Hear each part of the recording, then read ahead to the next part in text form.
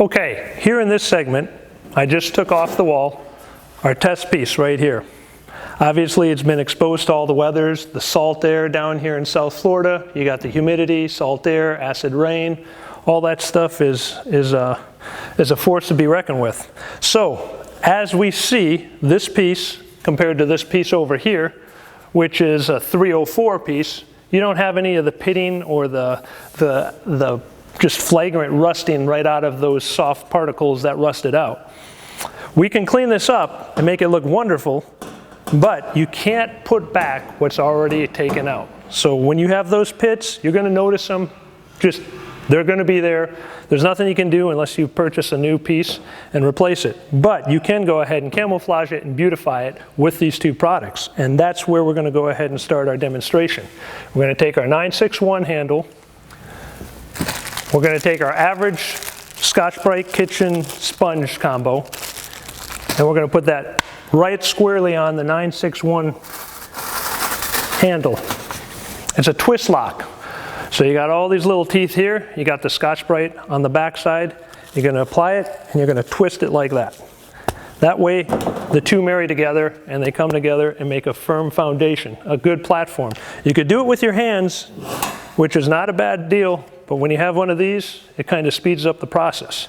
Secondly, we take our regular terry cloths, we cut them in about 3 inches in width and anywhere from 12 to 14 inches. You don't have to get real technical with it. And we place it right squarely on. Then we just kind of wrap it around the handle like this. Make sure it's taut and tight because we don't want any of the rag rubbing off on that sponge. Then we shake up our Brightworks metal polish and we apply it directly to the rag. We want to inundate that rag and then we start.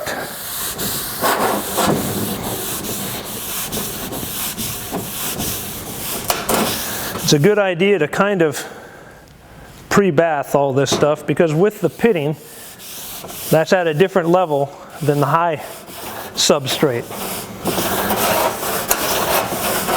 So you kind of want to, as you see the rust coming off the rag, we kind of want to get that on there and just do a brief going over.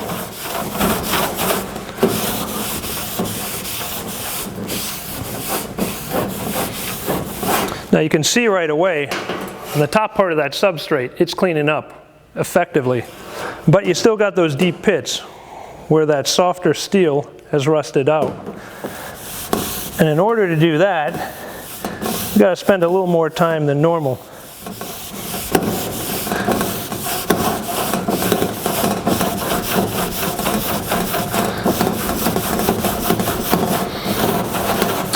But we're shooting these segments in real time.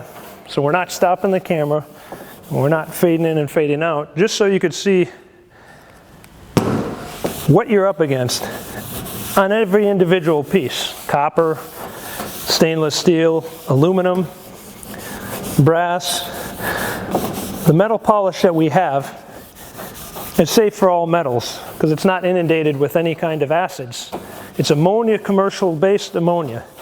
And the only thing you have to keep in mind is when you're coming to do something in a kitchen that's been sanitized with bleach, just make sure you wash it down with soap and water and give it some time to dry.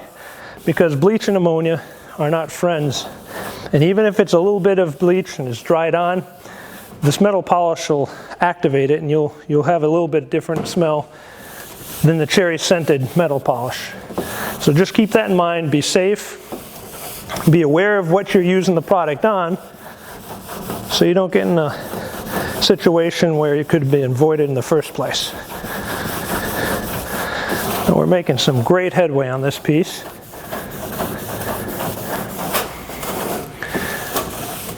And you could also, like I said before, just marinate it, let that stuff sit in, but due to the time constraint, we're just going to go ahead and keep working it out.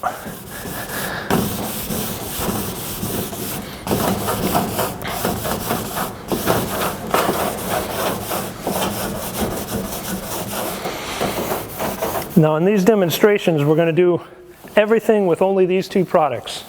We're not going to use any solvents of any sort, thinners, but if you do come across a piece of metal that's clear coated or that has a lot of grease and scuzz, you always have an option of using what we use. That's lacquer thinner. It's a cleaner and it's a stripper. But when you're using flammable substances and you're working near a flammable appliance with gas, open flame, or a heat source, always make sure it's unplugged completely, the line is disconnected.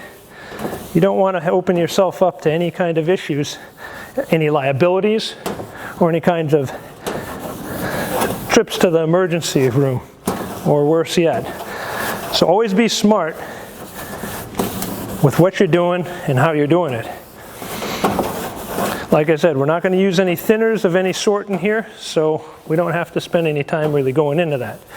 We will be doing other segments though, where we will actually show you how to use those properly down the road, and also we'll be showing you how to do Scotch-Brite regraining.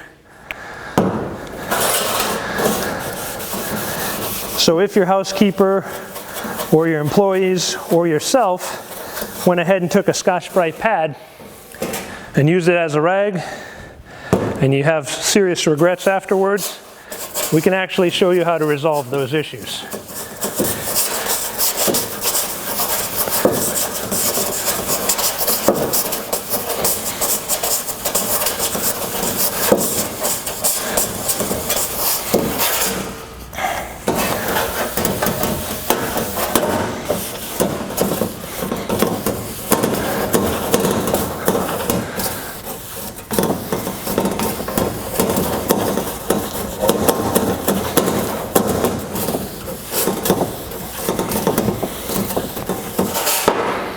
Got a few different deep ones in here. We'll just take a toothbrush, kind of just rub those out, and they'll turn from rust to a black spot.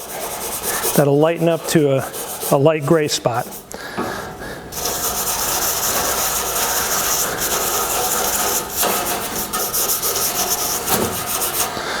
As you're noticing, I'm using the same rag. I'm not rotating out my rags because it's the product that does the work.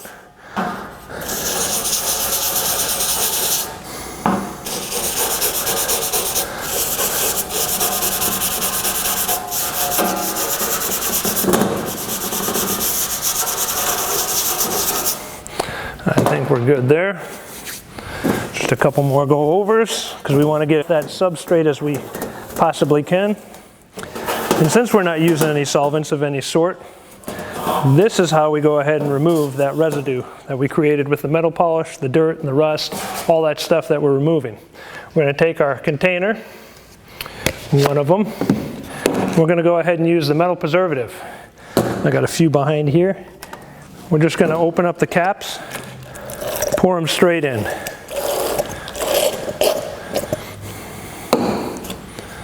Depending on how big of a piece that you're working on and how long you're going to be working on that piece, you just add as you go. You don't need a whole lot, just enough to go ahead and take one of these 3-inch strip by 12-inch strips, fold it up, half, half, another half. So you got a small little section of rag. The reason we do that is because since it's not a solvent, it's an oil that dries. If we went ahead and just went like this, all we're doing is moving the dirt around. So we got to do it a methodical method where we're moving it left to right, and everything comes off on that rag. We rotate our rags. Each time we take another strip of metal. And you always want to work with the grain. Very important tip. You don't want to work against the grain. So you always identify which way that grain and that satin finish is going, and then you wipe it until nothing comes off on your rag. Then you know you have a streak-free, clean substrate that's going to dry and look fantastic.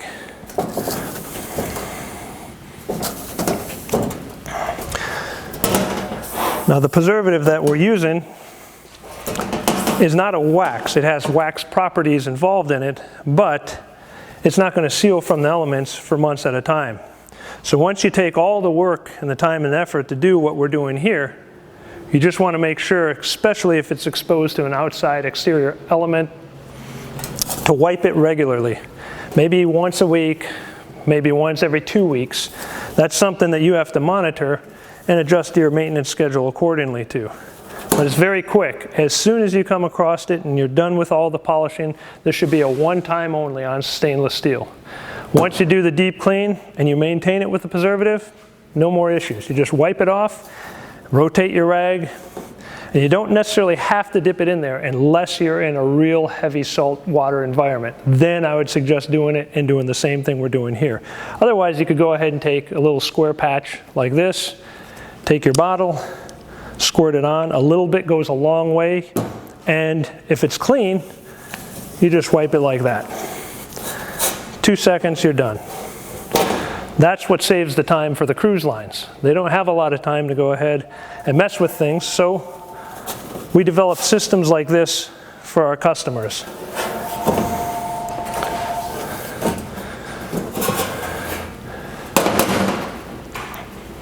That's the finished product. That's the difference. When we take off our little tape here, you'll see the actual difference of contrast.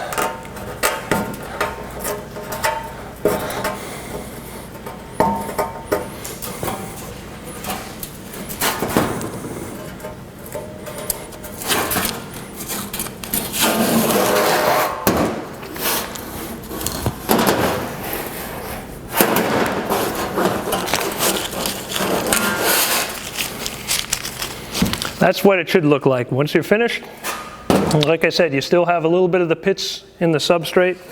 You're not going to be adding any of that. Not going to be able to do anything other than what's there. You get both of your edges. Looks clean, looks presentable.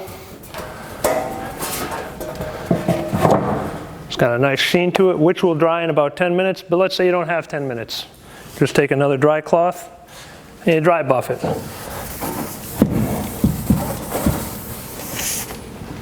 And that's what we do on a stainless steel piece.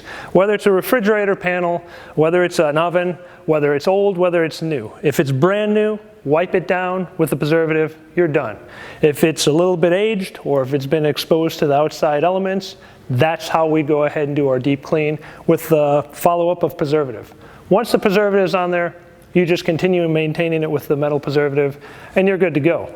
No more issues, no more troubles, no more elbow grease, no more worries.